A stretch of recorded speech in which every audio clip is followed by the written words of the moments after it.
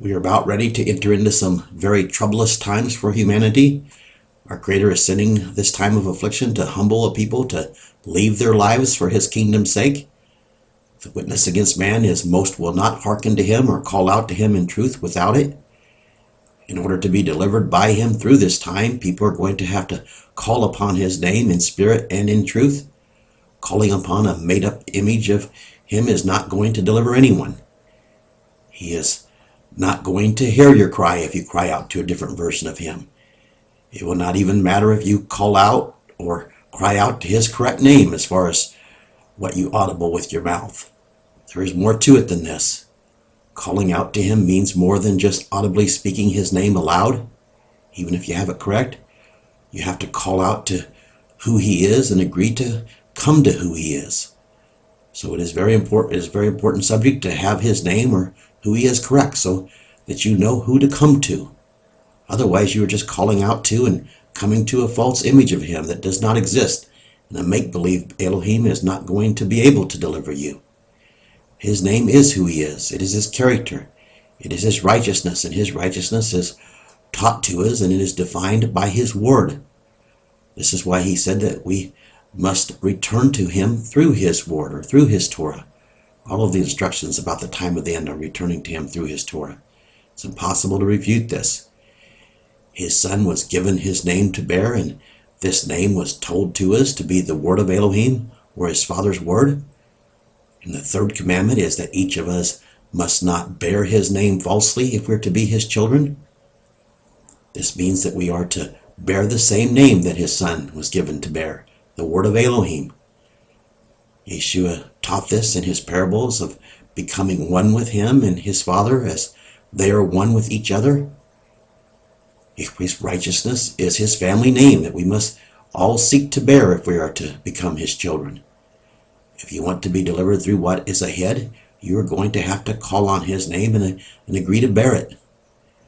You're going to have to cry out for His righteousness to become yours.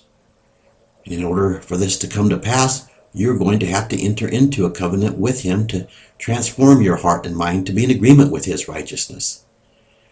Coming into agreement with Him and His Son is what He means by circumcising our hearts. When He said, circumcise your hearts. And He speaks that we do this through living His word. He has revealed to us in His word that it was not His intention to call everyone who He gave life to into His family in the first phase of His family building process. Up until now, He was just working on building the first fruits to become His temple. Some might think that this is not fair. This line of thinking shows that they think that He owes us something. He does not owe us anything. Yeshua said in Matthew 22:14, because many are called, but few are chosen. He had to call many in order to build His temple. There's a reason why few were chosen. The reason is only a few came to His call. The tares were weeded out by the testing and molding process that He laid before them, because along the way, as He called them to Him, they rejected His way of learning His righteousness. They rejected His path. The path was just too much for them. They couldn't be in agreement with it. But those who became His first fruits chose to delight in His path and chose to embrace it. He created everything, and He created this testing and approving and refining system here on earth. He gave His life here in the flesh on this planet in order to build His eternal family. This is His show. He's the one that designed it. Those who have become His children have had to show up to His class in order to learn to become as He is. And this is how it will be as we continue. And His textbook is His word. It is what He gave us to accomplish molding us in His image. His word says so. The latter harvest that He is calling now will need to agree to enter into His classroom as well. This is what He means by calling on His name at this time. It's prophesied for the last days. But the programming process is changing for the second harvest. Satan and his followers will be bound for the majority of this time, and our Creator's temple will rule here on earth with His Son and His seven spirits, and His seven spirits will be poured out on all flesh. I'll read to you in a bit where it says this about calling to his name in the book of Joel. During the first 6,000 years of his family building process, our Elohim went to great effort and detail to set up the proving ground that he used to build his temple. And now he's preparing for a whole new phase of this and setting up this time. He created the angels in his kingdom, and he gave them free will, and he gave them a role in helping him continue to build his kingdom. And of course, those who have become he has called them to join in helping him build his family as well. That's why we're to teach our children the path and everything. He gave Satan great power, yet he also knew that with the type of authority that he gave to him, that he would fall. Some of you might think that this was not fair, that he gave Satan the power that could cause him to fall. It is a wrong way of thinking that invokes this kind of thought process. It is the kind of thinking that thinks that our Creator owes us something just because he created us. I'm sure that Satan thinks this way as well, and I'm sure that he is even bitter over it. He just does not get it. The truth is, he has chosen to not get it by choosing wrong thinking. If he had sought after understanding right thinking through understanding our Creator's righteousness and his thinking, then he would have got it. He had the ability to choose differently given to him. He chose wrong thinking because he chose his own thinking. He chose to decide right from wrong for himself. He chose to usurp authority that was not given to him because he wanted something different than what his Creator was doing. He chose to not want our Creator's righteousness. I do not know for sure, but I suppose that he was even warned not to do this in the instructions that were given to him. Yet our Creator knew that he would falter, and he knew that he would also lead a mob with him because he knew that they would falter. He's certainly all-knowing. Failure is a byproduct of free will, but we do not have to fail. He gave us a surefire way not to fail, and that is just to hearken to him, to believe him and act on it by obeying him. We choose to fail when we choose right from wrong for ourselves, just as Satan and his followers did. Who are we to tell an all-powerful, self-existing Creator how it is? In his plan to build his family, he knew that he was going to cast Satan and company down to earth and give them a limited domain here, limited authority. He knew that it was going to take nearly 6,000 years to build his temple with the testing and proving circumstances that he set up as obstacles that we had to overcome. He knew that most would reject his righteousness, yet he also knew that he was going to successfully call out and groom 144,000 who would choose his righteousness. In this process, he wired us to know that he exists, and he gave us our senses to see and feel the magnificence of part of his creation, at least the part that we can see, in order to testify to him. I'm sure there are certainly the blind and other inhibiting factors, but these have resulted from a fallen world that has rejected him anyway. Even the fallen state of man and the byproducts of their fallen state are part of his plan to build his family, and he'll use all of this in the future because he's continuing to build his family, and that things are being prepared for a great resurrection at the end of 1,000 years. I have been told that even those who call themselves an atheist know that he exists. I have been told that if you hook them up to a polygraph or a lie detector machine and ask them if they believe in a Creator, that when they say no, the machine shows that they are lying. Maybe they have convinced their consciousness that there is no Elohim, but in their subconscious they know that he exists. This is because he wired us to know that he is. The people have chosen to not believe that he exists by these people have chosen to not believe that he exists by deliberately crisscrossing their wiring. Their beliefs are a result of their false programming that they chose. They chose to take for granted or to reject that which testifies to him, that was given to help us call us to him. False programming is also why there are so many different religions in the world today.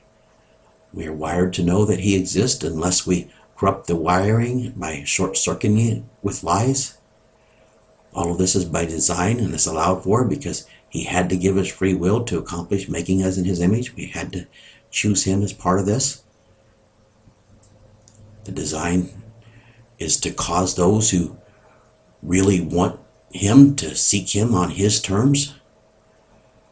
People misunderstand what Yeshua said when he said, and it's recorded in John 64, "No man can come to me unless the Father which has sent me draws him, and I will raise him up at the last day." The word that John used here that is translated as draw means to reel in, like pulling in a net full of fish as it's used elsewhere. 2 Chronicles 16:9 says that because the eyes of Yehweh went to and fro throughout the whole earth to show himself strong in the behalf of those of them whose hearts are perfect toward him. Herein you have done foolishly. Therefore from henceforth you will have wars. Going to have tribulation because you've turned from him. And so it's been. What we can see and even what we can't see of his creation testifies to his infinite power. Only go so far with all of man's telescopes, and the further they reach out, the further they realize how little they know. And this in itself, like I said, testifies to his infinite power. How could mankind not choose to have perfect hearts toward such a infinite being as this? It is because we can ignore his infinite glory and choose to go our own way. And when we do, he gives us over to the influence of the adversary who leads us to chase after and worship lies. This is why the false religions have been led to make up other images of him to seek after. Satan takes the wiring that there is a creator and it's in them, and he twists it. It all starts though with wanting our lives instead of wanting our creator's righteousness that his creation testifies to. I speak of this today because it is important to understand why there have been so few chosen. You have to understand how you have chosen to be deceived if you're to understand that you are deceived. Certainly you have to fear being wrong to even consider this. And a coming time of trouble is going to cause people to fear to be wrong. It's a shame that so many won't fear being wrong without it, but that's just the witness against man and what it's come to. Generations after generations of not teaching their children how to walk. Our Creator set up the circumstances for Satan and his cronies these cronies that followed his rebellion to fall in order to help him build his family. This all was by design. Satan and his crew chose to become pawns to help him build his family by choosing to go their own way. And our Creator designed this, and he's used it to build the first fruits. Yet they are not without blame because they had the choice. Our Elohim even created evil to help him build his family. All of this is part of the testing and proving grounds and refining grounds that he has set up to build his family. But it has been each of our choice to stay in the captivity, just as it was Satan's choice to fall. It was our choice to be sent into captivity, or our ancestors. He drug those out from the captivity who wanted to have perfect hearts toward him. His eyes searched the earth, and for those who wanted to be found right in his eyes. He drug out those who became humble before his face and who stopped choosing right from wrong for themselves. And this is what repentance is, part of it, and it's turning to his ways. To do that, you have to realize that his ways are all-knowing and right, and you have to trust in them and act on them by believing them and obeying them. Do you think that it was not fair for him to give us free will and then give us a choice to obey him or not? Do you think that it was not fair for him to create circumstances that could cause us to fall? To say that this is not fair would be like a car thief saying to the judge, "It's not fair that I go to jail because the car owner left the keys in their car." As sad as it is, this is how many people think. Criminals get off of their punishment because their defense reasons like this. They even have words that they use to describe these circumstances, like entrapment. The reasoning goes something like this: the law enforcement agency baited their defendant into breaking the law by putting the temptation in front of them. The question is, did they know that there was a law in place or not? This is the bottom line. If they knew that there was a law against it and the temptation was put in front of them, then they simply chose to fail the test by choosing to break the law. It is no different with our Creator's laws and our choices. If a person does not want to know his laws, then they simply did not stand in awe of him enough to desire to search after them and to learn them. Our Creator set up the circumstances so that we could choose him or choose to fail. It had to be this way. He had to do this in order to mold those who chose to be molded by him, to be in his image. They had to choose his path. All of this has been by design to accomplish his purpose of increasing his kingdom. That's what he is. He's a creator, and he's building and continues to build his kingdom. He had to incorporate free will within the molding process. There was no other way. And he had to create evil and the forces of evil for us to overcome them in order to build us and to build his temple. Satan actually is so arrogant that and has become so warped in his thinking that he thinks that the world is his system and that he is winning.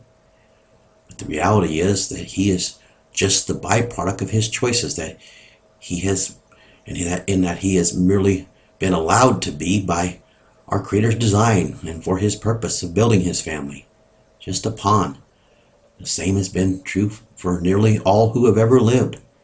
They have been allowed to exist by design, while our Creator drew out and groomed those who did fear him and seek him. The right kind of fear is a very good thing. The right kind of fear is fearing to lose out on our Creator's purpose for giving us life. It is fearing to not be found in his favor. And now we have reached the end of the first phase of our Elohim's family building process, at least as far as with mankind goes. His temple that is made up of his first fruits has been built, and he is revealing a change of the guards. Much has been hidden until now because it had to be sought after by the first fruits, with a different set of circumstances prevailing in the testing and proving grounds than what will be moving forward with Satan bound. Our Creator is preparing to send his Son to harvest these first fruits into his kingdom, and Satan and his company of rebellious, fallen, angelic beings will be bound. And he will continue to build his family here on earth for 1,100-year period of time, the first 1,000 years of which Satan and crew will remain bound. And we have now reached a time that was prophesied about, where he has sent forth his 7 spirits and made them available to the world, to all who will call upon his name. This time is upon us, but the witness against man is that nearly all who are alive will not hearken to his call and call upon his name without first being humbled. The prophet Joel spoke of this time of humbling. In chapter 1, he spoke of wave after wave of destruction. This destruction that he spoke of is being held back at this time for the elect's sake, as Yeshua prophesied would be the case. In chapter 2, he said in verse 1, "Blow the trumpet in Zion and sound an alarm in my holy mountain. Let all the inhabitants of the land tremble, because the day of Yehweh comes, because it is nigh at hand." He is talking about warning the people, because the 7th trumpet will soon blow, and the day of Yehweh's vengeance will be upon the world.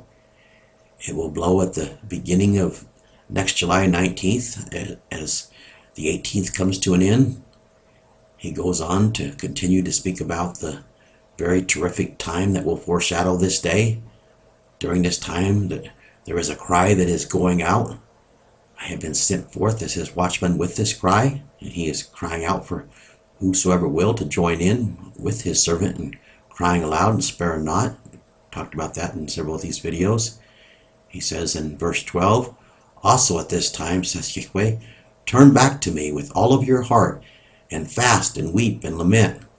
I want to add here that he also told us in Ezekiel 24 to not lament or mourn for those who will not return to him, but he said that you should be weeping and mourning for your own transgressions. In verse 13 he goes on, "And rend your heart and not your garments, and turn back to Yehweh Elohim, because he is gracious and full of compassion, and he is slow to anger, and he has great favor to those who are remorseful over their evil.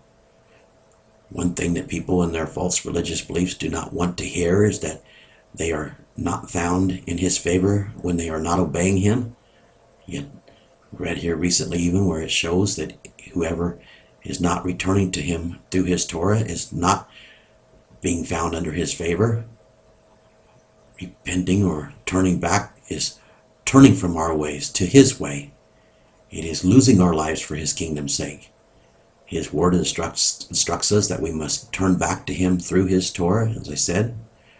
This is by design, and there is no other way. As I said, this is the way he's put before us. His son bore witness to this. He said that we had to believe into him, and he bears the name of his Father's word. His teachings show that if we turn back to his Father, then his shed blood will atone for our transgressions. If you are hung up on the false salvation doctrines that came out from the abomination of desolation, Saul of the Tares, you are going to face some difficult times ahead of you if you will not flee from them. The writings of the prophets and the eyewitnesses, Matthew and John, prove what I am saying and what I've been saying in these videos. Yeshua bore witness to the writings of the prophets. His Torah was given to perfect us, and Yeshua did not come to get rid of any of it. He said this plainly. Joel goes on to say what will happen if you will turn back to him in verse 18. Then Yehweh will be jealous for his land and spare his people. Yehweh will answer and say to his people, behold, I will send you corn and wine and oil, and henceforth you will be satisfied, and I will no longer cause you to be ashamed to the heathen. This is because there's going to be a point where he is going to cause you, for not turning back, to be ashamed. Those from the scattered tribes of Israel who return to him will be delivered, and he will restore the land to them. And in the next verse, Joel records that he will turn back those who he is going to send to rebuke you. This means that he sent them to rebuke you, and he records this, of course, elsewhere as well. Even in the Song of Moses, it was given to you to be a witness against you, that you were to know and to teach your children. You haven't feared him enough to know these things. He is going to rise up a people and empower them to come against you, to humble you, because you would not heed to his warnings that he has sent. But you can turn back to him now ahead of time, and he will protect you as individuals, even if the nations you're in won't turn back, because they're not going to. If not, he says, if you won't turn back to him, his correction will come upon you, and you will find out that he has sent me to you to cry out to you to return to him. But most of you will not hearken, so he will send the coming time of calamity upon you in order to plead with you to return to him on different terms. Those who do return to him will be delivered, and he will bring back the remnant of Israel, and he will restore the land, as he says so right here in these verses even. Joel adds more to this a few verses later that shows that his 7 spirits would be sent out ahead of time before the calamity begins. And they have already been sent out and made available to all who will call upon his name. They were sent out on June 12th of this year. In verse 28 he says, so it will be that after I pour out my spirit upon all flesh, your sons and your daughters will prophesy or speak by inspiration. The elders will dream dreams, and the young will see visions. In those days I will also pour out my spirit upon the servants and upon the handmaids. Just reading these 2 verses here do not prove that they would be sent out ahead of the calamity, but the following 2 verses do. They have been sent out and made available to the whole world, but only a few have hearkened and called upon his name by entering into the contract so that they could receive them. Repentance, as I said, is required to enter into the contract. He goes on in verse 30, and I will give wonders of blood and fire and pillars of smoke in the heavens and in the earth. The sun will be turned into darkness and the moon into blood before the great and terrible day of Yahweh comes. Speaking of the day of the 7th trumpet when Yeshua returns. So you see, he planned to pour out his 7 spirits before the major calamity began, and he has. But they are not being sought after. Therefore, they are not being received. He has sent forth warning sign after warning sign, and people are seen the warning signs, but they still will not turn to him and call upon his name. I look at the popularity of the media sources and the false teachers that speak of the signs, and it is incredible to see how people can see what is coming yet still not believe their Elohim.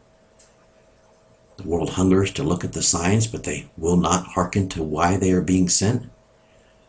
Many are scared of what they see coming on a physical plane, but they still will not fear their Maker. The point of today's video is found in the following verse, in verse 32. And it will be that whosoever will call on the name of Yehweh will be rescued, because in Mount Zion and in Jerusalem will be deliverance. As Yehweh has said, and the remnant, or those who will remain, are those whom Yehweh is calling. This is saying that all who will call upon his name will be rescued. Like I said, it might be an important thing to know what his name is so that you know who to return to and who to call to. If you have his name wrong, you will end up being purged out. As I said also, his name is who he is. It is his character. It is his righteousness that is defined by his word, in his word. If you want to be delivered through what is ahead, you are going to have to call on his name and have his name correct. You're going to have to cry out for his righteousness to become yours and to agree to enter into a covenant to cause this transformation to come to pass. There is no other way. Yeshua said that it is the truth that sets us free. He is saying that only living the truth will cause you to be set free or delivered. He also said that his Father's word is truth. Pretty straightforward. If you cannot accept that it is living his Father's word that will cause him to deliver you, then you simply do not believe our Messiah's words. Because he spoke these things plainly. He said to follow him, and he bears his Father's word as his name. The same name that we're to bear. If you want to continue to follow some other name and call on some other name, this is your choice. John 3:18, following up on John 3:16 says, he that believes into him is not condemned, but he that does not believe into him is condemned already, because he has not believed into the name of the only begotten Son of Elohim. Revelations 19:13, and he was clothed with a robe dipped in blood, and his name is called the Word of Elohim. Whosoever will believe into his name will be saved, and they will be given the water of life. I've explained this in several of these videos. Receiving the water of life is entering into the covenant with our Maker and his Son to be made to be as they are, why we were created.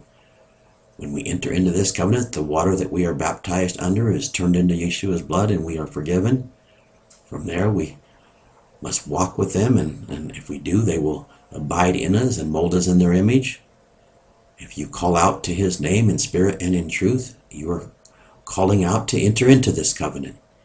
And he will pour out his 7 spirits in you and write his Torah in your hearts and in your inward parts. This is what we read in Jeremiah 31. And he will be unto you your Elohim, and you will be unto him his people.